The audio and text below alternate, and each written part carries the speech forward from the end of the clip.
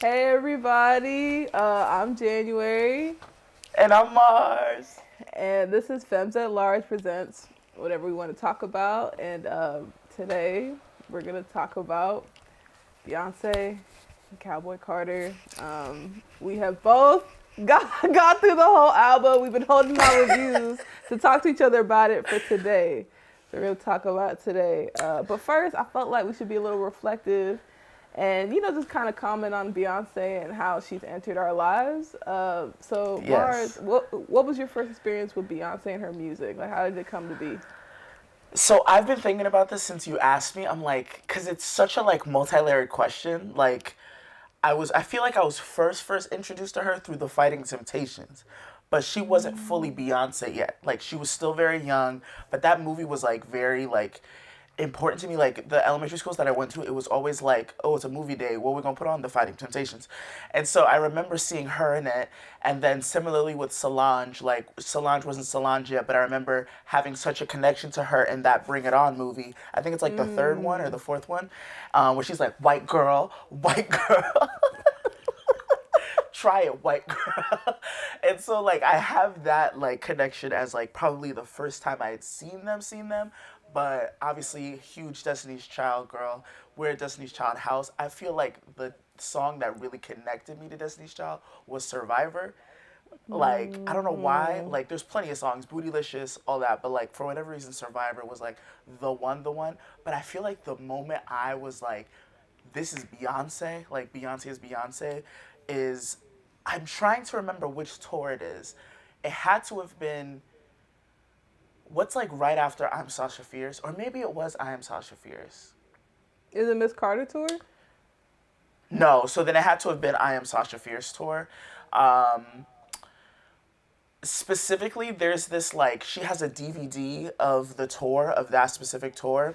And it's just a whole bunch of clips. I remember watching it on YouTube all the time as a kid, where it's all these clips of her having basically Michael Jackson treatment, where she comes out and stands and people are fainting and crying and throwing up and peeing on themselves for 5 minutes straight. And all she has said, baby, bow. And then more people are fainting and crying and throwing up. And I was like, yeah, I was Yeah, locked in from then. So I feel like yeah. that was it. I feel like I'm probably wrong. It might not be I'm Sasha Fierce. It might have been like a Dangerously in Love tour, but it was a DVD like compilation. The same thing she did for Renaissance. It was like a compilation of all those like that first moment she steps out on stage of that specific tour.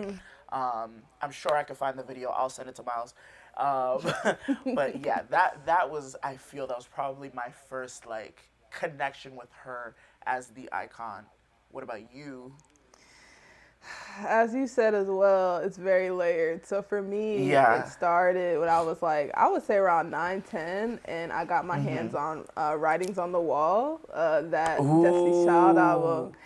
And I listened to it on my little CD player on the bus. I used to listen to it so much that I knew when it was going to skip. And I still remember when it skipped because Wow. it was just like so good. Being a little black girl in Orlando in the suburbs, it's not for the weak. And to have Beyonce and Destiny's Child, like their music was just like so transformative for me. I felt like I related to it, even though I couldn't because I was like 9 or 10. But you felt seen in a way, and from there, I just been like one of the biggest fans. My first concert was Miss Carter's tour, and that was great. That was when I had like a nosebleed seat, but I had seen when she first came out on stage, and this girl was just crying, like crying, screaming, looking at me crying. And I'm like, what am I Yeah. experiencing right now? And I think from there, I Yeah. was just like, wow. And, I was back in the day. I remember when we used to have to argue down because you had like Sierra, Monica, like all these other artists, and you had to argue down at recess, like no, Beyonce's the best, blah blah blah. You were really as a young hive you were really fighting for your life, and I don't know why it took so long for her to like really get her gods and like really get her flowers. But like I also remember being you and being like, no, Beyonce, Beyonce. Like you had to fight. I remember, friend. I remember. Yeah, it was a time, but just seeing Cowboy Carter and all his beauty, it just really just like wow, like she just keeps topping her stuff. Oh, we're gonna get into it, but like Yeah. it's really cool to see it reflective because if you've been a Hive member for that long and you're just like we really grew up together. I got to see her Yeah. transform and speak to my blackness, my queerness, everything. Like it's Yes. crazy, but yeah. So that was how it started for me. What a time! Oh, what a time! And to be here now, like you had said that your first concert was the Mrs. Carter tour. That's so fierce. Mine was Lemonade. That was my first tour, and I remember I without a doubt was pissing off these aunties that was like in our row. They were like 3 seats down, and this was in Tampa. Every time I've seen her, it's been Tampa. But they were so annoyed with me, I could tell, because I was fanning out real bad and we were nowhere near, but I'm screaming my heart out as if she can hear me specifically singing the lyrics and whatnot. But, I Yeah. regret nothing and I would do it again. But yeah, but going into this album specifically, so we didn't want to do a super comprehensive review. You can Yeah. go to whichever bald music lover you want to watch for that. We don't have that kind of time. But we just wanted to kind of talk about our experience kind of like on the first listen, and then we have like kind of our standout songs from the album that we both want to talk about. So if you want to go ahead, Jan, and talk about your first listen, your experience of Cowboy Carter. When Beyonce drops an album, it's like my Super Bowl. So like I have to sit, I have to put my headphones on, I have to take it in. So I did that, and I think from like start to finish, I just love the transition of everything from I feel like kind of like the intro, then more like old school country, then kind of like new school country, then going into like whatever she wanted it to be. And it was like, it was really, really cool. I really appreciated just like how she challenges herself in different ways. I don't know, man. Every time I try to find words to describe how much I love this album, I can't, and I just go back and listen to it again. And then like, it's been an hour and a half, and I'm like, I just went through this. Yeah, I think it just was like, I love the little nuggets that we're getting. Like, I feel like I love going on Twitter and Instagram and TikTok and seeing all the compilations of people like, oh, this is where this song comes from. This is where this song comes from. Different country artists that are being highlighted.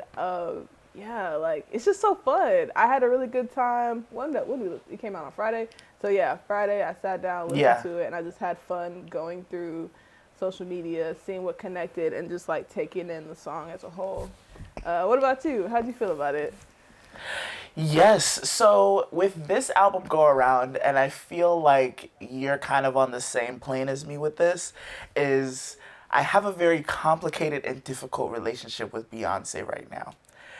Due to everything happening politically, social, and economically, seeing how she drops stuff, like she is quite literally, it's hard to ignore that she's absolutely on the same internet as we are.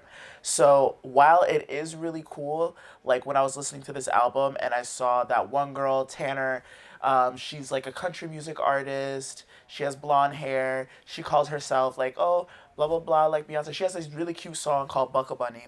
And it popped, I think she had released it a while back, but obviously it gained, popularity once she had announced that her country album was coming out. And she was basically almost like every week being like, hey, Beyonce, like, I'm a country girl, I'm black, like, maybe you should put me on the album. And then she ended up being on that Blackbird song. And I was like, oh my God, that's really cool. But it brings me back to that, like, but if you're able to do that, if you were able to see this niche, like brand new black country artist, and then there's another one that's on her album, Shabuzi, which I've just been introduced to now as well. It's like, it's hard for me to, like, it's a very difficult relationship that I have with her right now. Like, I can say without a doubt that the album in full is an incredible piece of work. It is a beautiful piece of art. I'm so proud of her, and I really like the transitions, as you said, from like music, like country music, how it was done, how it used to be done, country music, kind of how it is modern way, and country music how she wants to do it. And I can commend her for jumping into the genre headfirst after having been so ostracized and so like pushed out by the community. Even being Beyonce, like the reality is just her skin color and like her background and who she is why she was not accepted with open arms as she probably should have been. I do really think it's an incredible piece of work, but just that point specifically of how she was able to get such a small artist and slap them onto this album. Like, you're listening, you have ears to the streets, so there's other things that could be happening that you're not doing, and it's just gonna be a forever battle between me and her right now. But nonetheless, I did write down some songs that I would like to talk about, and then we can kind of go back and forth. So I can talk about a song, you can talk about a song, and so forth. But the first one I wanted to talk about, which is on my top 3, so we're each doing like a top 3 songs. I also have snuck in one more as an honorable mention, and you're more than welcome to do the same if you feel the need to. But Riverdance. I don't know if this is on your list. Riverdance. Ooh, Yeah. no, it's Yeah. not, but yeah. Yeah, that's the one. That's the one. That's a good one. And it was co-written by an artist who is popping off right now, and I need her to go straight to the moon. I need her to go to the top. She is such an incredible artist. Ray, I don't know if you've been into her yet. Ooh, she's so good. She's so good, and I'm so proud of her. And yeah, that song is a bop. How did you feel about Riverdance? Is it on your list? I liked Riverdance. I thought it was a bop. It wasn't on my list, but I really appreciated it. It wasn't because like I think it's really great, and I loved how she mixed like the folk music with like bounce was like hip hop, and I dig it. But I mean, it's just like it's hard to choose. You know what I'm saying? Because what we talked about earlier, it's hard to choose or whatever. It was really hard. I really loved it. I am familiar with Ray as well, and I really. Yeah, I really appreciate her putting Ray on because I feel like she's been in the game for like a minute. But also too, I wanted to like go back to your point also about Beyonce selective activism too, which I think we got to talk about because you're right. Like I've had mixed feelings as well, trying to sift out like my inner child's connectivity or like allegiance to Beyonce, but also hard. What she's really doing right now too, because it's like.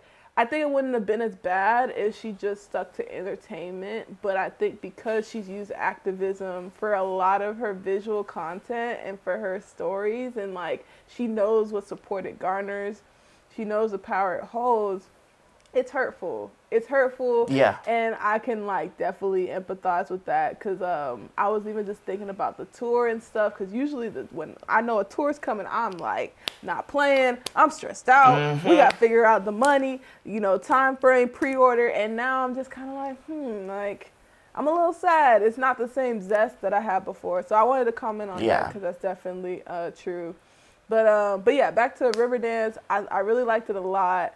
But my top song from that portion of the album was Ya Ya for me. Ya Ya. I mean, and I'll go ahead and say that's on my list too. It's like and I was debating putting it on there, but it's on my list too. Yeah. Yeah, because it's like Ya Ya, I feel like it reminded me of like Tina Turner, kind of rock and roll, Chuck Berry vibes, and it's so fun, and it takes me back to B-Day, which is one of my favorite albums. It's actually my favorite Beyonce album. And it gave me those vibes. Okay, good. Because I'm like, even though she's come up with great stuff, that's always going to be my favorite. I have emotional attachment to it. But yeah, so it gave me those vibes. And also, Why Don't You Love Me? You remember that song that she did? Yes. It gave me those vibes too. I still listen to that like every week. Yeah, it gave me those vibes too. So that's why I really love Ya Ya a lot. So yeah. Oh, wow. connecting the Why Don't You Love Me and like B-Day in general to Yaya, so good. I don't exactly know how to define that sound. It's a little bit of like funk, soul, rock and roll. I loved it. I love that song. That one has definitely been on repeat. Um, the third song that's on my like top three list is, and I didn't think it was gonna be, but just due to the fact that I've been singing it around so much, then I have to put it. It's Two Most Wanted, the song Yeah, with that's her my and Miley. that's my second fave. Oh, you are so real. You are so real. Like we see each other. We see It each is other. such a beautiful song. It's such a beautiful song. Like I'm obsessed with it. And Miley, like I feel like when she does features, it's very much like they're kind of just sprinkled in there. But they were going verse for verse with Beyonce. Like Miley is someone who I have also had a complicated relationship with. Like, as a child, strong nostalgia, obsessed with Hannah Montana. I was so in love with that whole franchise. I was obsessed with Hannah Montana as an artist. And then even when she was leaving Disney Channel, right before Bangers, I was still into it. Can't Be Tamed. I was like, she's right. Like, she's grown. Like, you can't tell her nothing, like, back up.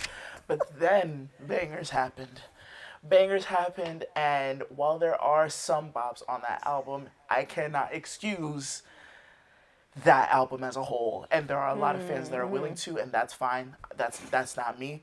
Um, that's not me. I will never let her forget about that. I'm so sorry. Like Michael made it, all of them deserve severe penance for that album. But then Yeah. she grew out of that and really started getting into her coming into her own as a grown woman and as a grown artist. Like I can tell she's really feeling it. She's in her element. I don't think she's ever looked better than she has right now. I don't know what her team is around her. Like she looks incredible. She sounds incredible. I really love just like the timbre of her voice and like the texture and like her vocal fry. It's like all so specific and unique. And she was perfect for that song. And it's just such a beautiful, gorgeous, beautiful little song. I'm like, wow, this must be what it's like to be in love. Like, this is a beautiful song. And yeah, just like them going verse for verse and either not overshining the other. Like, it was just such a perfect blend that I need more music. And her next Grammy is coming. I'm so happy for her. I'm so proud of her. Upset about Bangers, but I'll be able to get over it eventually. Yeah, no, I have an interesting relationship with Miley Cyrus. When she was on Disney, I didn't like her. I didn't like the show. I did it. I thought it was lame. I thought she only got it because of her dad. I will be honest. It just felt Not the forced. Nepo baby. You hate a Nepo baby. Because I just was like, would you have this if it wasn't for your dad? I don't know. I felt weird about it. And also, I think I was a little older, too, so I wasn't as, like, tapped into it as much. And then when Vegas came out, it just solidified everything I had thought. And I was like, okay, like, it's going to be a phase, like Justin, like everybody else, like. It's always a phase they grow out of, right? But blackness isn't a phase. Blackness is a state of being. This is forever. I can't grow out of this. I can't change this. I can't pass to something else. So that's always kind of been my feeling towards Miley. So when I heard about her doing a duet, and I listened to it, at first I was hesitant, but I listened to it. It's like one of the most beautiful songs I think ever. It's gorgeous. Like it makes you think of whoever you really love and care about, no matter if it's romantic or not, which I think is really beautiful. Yeah. And, they complemented each other really, really well. And then I think I had seen that Miley like did it in a hotel room and then like sent it. I was like, this is crazy. Yeah. Work. Yeah. She sings down. She really does. It was so good, and I really appreciate that song a lot. And surprisingly, it's like my number 2 favorite song on the album, which I wasn't expecting at all. And then also just like randomly too, I was thinking about, I really like, it's not my top 3, but I really liked Levi Jeans. Yeah, with Post Malone, that's a really cute song. Right, but I'm trying to figure out, it's a cute song, but why we got Post Malone? I feel like out of everybody we could have got, I just was wondering why him. It just felt random. Is it me? Am I the only one? So my older sister and I are like the hive in our family. Like the rest, they respect her for what she is, but they're not at the fan level as us. So we have been texting back and forth pretty much consistently the entire week about this album, leading up to it and after. And that was the first thing I brought up when I saw the track list drop. I said, Post Malone, Post Why? Malone, and she was like, just wait, just wait. She was not trying to have that conversation. She was not trying to hear me out. Um, I mean, he sounded good. He does give Billy Goat. I won't deny. Not Billy Sometimes Goat. it's very, like, I don't know how else to describe it, but I thought he did his best and it sounded good and it's a very cute song. I don't know if he is a writer on it. I haven't looked into any of the writing credits on any of the songs other than the one Riverdance, but that's because Ray posted about it. Yeah. Yeah, no, I was just as hesitant. I was like, why Post Malone? And I have not tapped in to what Post Malone has been doing since that song where he's like, am I going psycho? That's the last Post Malone song I think I've heard in recent years. So I didn't even know he had like transitioned into country. And again, it's another one of those situations where it's always a phase that they go through and then suddenly they want to go back to their roots. Yeah, I didn't even know. I didn't even know he was into the country scene now, but like that's his bag. Like that's what he's about now. He on his like tour, he has like a whole band and everything. Like, yeah.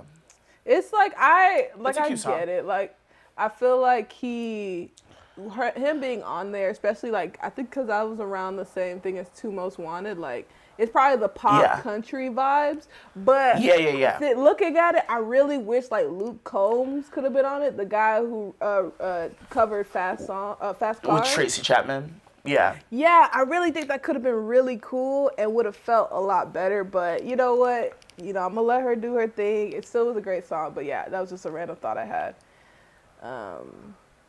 Yeah. Yes. No, it was the first thing I thought, and I thought I was gonna skip that song, but I listened to it, and it's cute. It's a really cute song. It's a really, really cute song. This last song that I want to mention, mainly because I have beef with this lady being Beyonce, Giselle Knowles Carter. What is her deal with this whole I'm gonna release half of a song business? This is the second time she's done this to me. On Lemonade, it was the track with James Blake. Forward. I think that song is. I still am begging almost 10 years later for that full track because I know it exists somewhere. But on this album, it's Desert Eagle. Desert Eagle, are you joking? Are you kidding me? What I really need to happen is I need Solange to slither on over and take that track and go and release it. I do. Because that track is everything. That bass, no, like she's so rude for that. A 2-minute song, what are we doing? That's so annoying. But that was one that was like an honorable mention. Did you have any others that like you would have put on, but you didn't put on your list? I'm trying to think. That's hard. I think my top 3 was like pretty strong. Yeah, very strong. The way we have 2 in common. Yeah, I know. I like Jolene and I like Dolly Parton talking. I was like, oh, like it just made me feel warm and fuzzy and happy.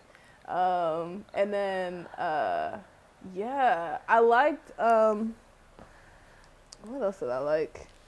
Yeah, anything with Shabuzi on it because he's such a vibe.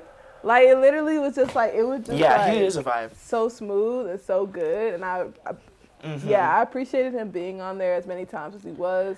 But yeah, honestly, like my top 3 was pretty strong. I didn't really have any honorable mentions, really. You did bring up Jolene. Jolene was very cute. I love that Beyonce took the vibe of "You're so gorgeous, I will kill you." You are so beautiful. I have a gun, and that was very fun. And I also love, I also love Dolly's like little like intro interlude situation of her just being like, yeah, that hussy with the good hair. Like I love a Southern woman. I love the term hussy or Jezebel or like sometimes like those old school digs. They just hit better than some of the stuff we got. But yeah, I mean, all in all, it's an incredible piece of work, and I desperately need the visuals to this. Like Renaissance, we were able to feel the fantasy and get the vision, but like so much of this is so clearly and like necessary to be visual that if she doesn't drop it this time, I don't know what I'm gonna do. I mean, I feel like she's gonna do it after the third do. one. I think she's gonna do it after the third one, Fran. I don't think it's coming. You're so right. Soon. There's the theory that I think it's probably just gonna be one long movie of all of the visuals of Act 1, 2, and 3, but to wait potentially 2 more years. I don't think it's gonna be that long. I think it's gonna be next year. Cause everything's ready. Was the Renaissance literally last year? We went to the concert was last year. But the album came out the year before. Correct. But I mean, like, what's stopping her? Like, she's been planning this thing. What didn't she do this 5-7 years ago? This album. That's what she says. Yeah, that's what she says. I mean, you might as well. Like, I'm pretty sure stuff is linked up and ready to go. I would say, at the latest, I feel like everything should be out no later than like 2026. That's what I'm thinking. Okay. That's my guess. All right. With this blonde lady, she be getting on my nerves, but I'll wait, I guess. But again, if there is a second concert, if there is a second tour going out, this first tour was pushed her to her absolute limits. I don't know. I wouldn't want to. It's giving Michael Jackson. I love to tour. Like, it's... I don't know that she... Not that, like, she... Of course, she's still very young, but, like... It can't be a world tour again, is all I'm saying. I don't know. Seems ridiculous. It seems ridiculous. I wonder if she's just gonna try like do different like international countries, and then for the U.S. maybe shorten it. But like, I don't even know, cause like she has to. I think she should give Asia and all of that their moment, because she just did that album signing and the entire hive worldwide was upset that it was happening in Japan. And sure, right? Because that woman is never outside. She never really wants to interact with anybody. And I don't blame her, because you people are crazy. You people are crazy. Like that video of like her meeting one of like her longest fans out of Japan. And they were dancing? And Julius is smiling. Julius is smiling because y'all stress him out. Y'all stress him out so bad. He's able to relax and be a human being over there. Like, he's able to enjoy, like, just, like, being able to chill. Over there, he has to be on high alert, top security, Navy Team 6 in America and Europe and anywhere else that's probably not. Like, Japanese culture is just different. Like, the way that they interact with the people. Not to say that there aren't insane, crazy fans. Of course there are. Like, that will chase you down the street. Because Michael Jackson happened to him, too. Like, I'm sure it's happened to Prince and all that. There always are going to be super fans. But just the culture of fandom in the West and in Europe is just so different. I don't know. I have no idea why she was in Japan. I still haven't really found a reason. Have you... No, I haven't, now that I'm thinking about it. But it would be nice for her to do something. I think she just wanted to. Yeah, but with Beyonce, it's never just because she wants to. There's always an ulterior motive. There has to be a reason. Like, there's always some like small, like something. Like, I don't know if like maybe like statistically or maybe popularity-wise, she's doing well over there and she knows. Like, because her ears are to the street, so... I wouldn't be surprised if either something's coming up. Oh, what if like rock and roll Japan, Tokyo, like maybe you think? I don't know. Is that too much of a stretch? Oh, like Act 3? Yeah. Do you think Act 3 could have ties maybe or no? Maybe. I mean, I know that Bruno Mars has been over there quite a bit and like doing shows over there. Maybe this is just the wave. I don't know. Like, they have a huge scene over there. Like, there are music lovers just as much as we are, but people just don't often go out that way. So, I don't know. I feel like if she is doing another tour, she really needs to give them the opportunity. And Brazil. I know it'll be a lot. Brazilian Brazil is fans so are a fire. different If she does breed. it in Brazil, I want to go. That's how She turned needs this to thing do. gonna be. I don't know that I could do general admission for a Brazilian stop. They are fans of a different like energy. It's No different. one loves an artist like a Brazilian, and they deserve that. They deserve that. Asia deserves that. Singapore, Thailand, Japan, like they go up. Thailand specifically, they go up for Beyonce. It's like a hit, like an inside joke amongst I think it's Thai people, or I'm pretty sure it's Thai people, where their national anthem is "Listen." Was it Thai or Brazil? Not Or no, Brazil. Filipinos. Filipino. Filipinos. Yeah. But I feel like it might Yeah. be Thai people too. Like their national anthem is "Listen." But I feel like they go up for Beyonce, so I hope they get the opportunity, because that would be really cool. Not only Asia, maybe if you want to come back. I feel like if Yeah. she would come back to the States, she's going to do the big one. She's going to do New York, she's going to do LA, she's going to do a few stops in Texas, she's going to do Atlanta. And I would be fine with that. Everybody else, I don't know, figure it out. Be closer to a big city. I don't know what to tell you, girl. I don't know what to tell you. Just live closer. I don't know. But yeah, a whole world tour with a 3-month, all them dates. I don't know that she has another one in her. I think she does. That seems like a lot. I think she does. Of course she does. She's superhuman, but like, I know, but I'm just thinking of this woman's longevity. I really want her to chill out. I know I want her to chill out, but then also like, would it be a real Beyonce tour if she didn't do like what she usually does? I don't think she has to push herself as much. I think she could scale back in certain ways, but for sure, because a lot her, of this is super acoustic. Yeah, I don't know. I just don't see her going like cutting back too much. I don't know. I agree. It's still gonna be a huge production, but I'm hoping. This seems like very intimate as well, this album. It's very, I feel like maybe that's why she wanted to do that like small meet and greet. Like she's really like kind of coming out of her shell that she was forced into for the past 8 to 10 years. And it's really sweet to see like her like talking and her like doing like these, posts opening up as to why she's even started the album in the first place. And yeah, so shout out to the CMT Awards. We would not have them if they weren't so hard. Or CMT was the CMA. Mm-hmm. We most likely wouldn't have gotten this album had that not been such a terrible experience. So shout out to racism. Shout out to what is it? Microaggressions. Literally. Work, yes. No, but yeah, those are my thoughts on Cowboy Carter. Any closing? Oh wait, I didn't say my number one song. Oh, you didn't say your number one? Oh my God! No, please. Okay, my number one song on Cowboy Carter is American Requiem. That's my favorite. Your brain is so large because it was this close. But Second Most Wanted just like pushed it out somehow. But really? I'm so glad. Oh my God, please get into it.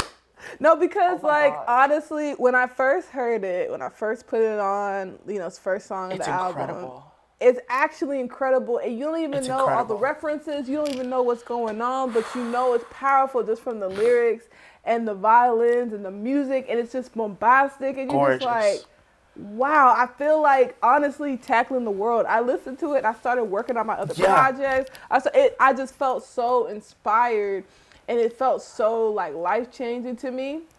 And then when I went on TikTok, this girl was talking about it. Maybe I could put the video like down in the link or whatever. But it was literally the song is sampling 1812 Overture, which is just like this really big song, and it was linked. Yeah, it was crazy. And then John Batiste is on it, and I was just like, bro, and I think YB's on it too. Yeah.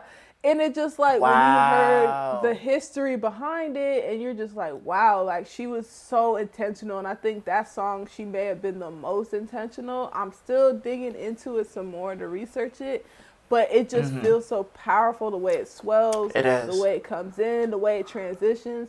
It's like it's amazing. I think it's one of her best songs. A lot of like some of her like hidden cuts I love a lot, or like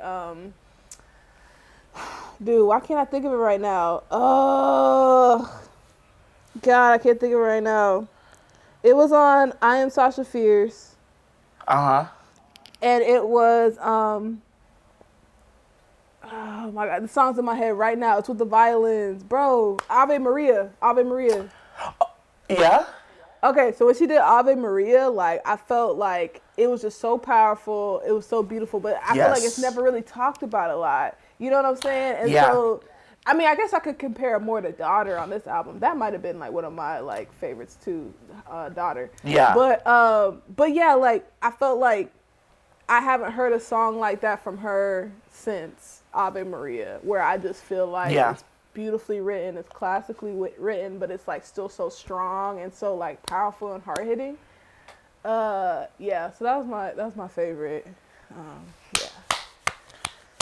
That I felt so silly for not putting it on too, but that is such an incredible song. That is an incredible, and it came out the gate like that. We started the album with that. Incredible.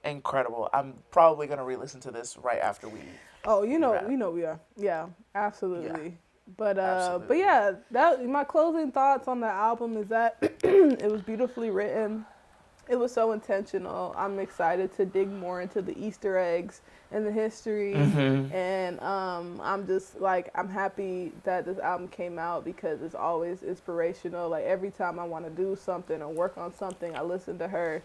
But also it's just a reckoning too of like, okay, you're like my moral standings and the things that I believe in are not aligning with the things that she's projecting or advocating for fully. And, you know, it's gotten me to like, you know, think about things, grow up in a sense and be like, okay, like, can you separate the art from the artist realistically? How does that look if you do it? Or, you know, I'm really coming to terms with that. So like you said at the beginning of the show, where I'm coming to terms with all of that, and just the little person in me that's still like, what is Beyonce? So that's how I feel about it. If you're truly able to separate the art from the artist, I am testing this theory right now. I have very notoriously been someone who, once it's known that they like do strange things, it's hard for me to continue to listen to them. And this is a very touchy case, because it's like typically when people are like, I'm not listening to this person anymore, it's because of something they did say. And this is it's because she has not said anything. And it's driving all of us insane, because it's you touched on it perfectly. It's this like selective activism where, yes, being a black woman is protest enough, but sometimes there are certain issues that need to be like, you have brought to light to so many different things and so many different injustices over the years, and you have been so vocal throughout certain issues when it comes to queer and gay rights and just, you know, across the board. And it's just like, why not this? And it's because it's affecting your money, and the fact that you care about that more is very upsetting to me. But we will process it in our own time. Let me enjoy this, please. Just please. Please. Yeah, we will. We'll let you enjoy it, friend. I feel you. I hear you. Well, thank you guys. We appreciate y'all so much. Please make sure to like, share, subscribe, follow us, all that good stuff. We're on all the podcasts. So yeah, we'll see y'all next week. Bye.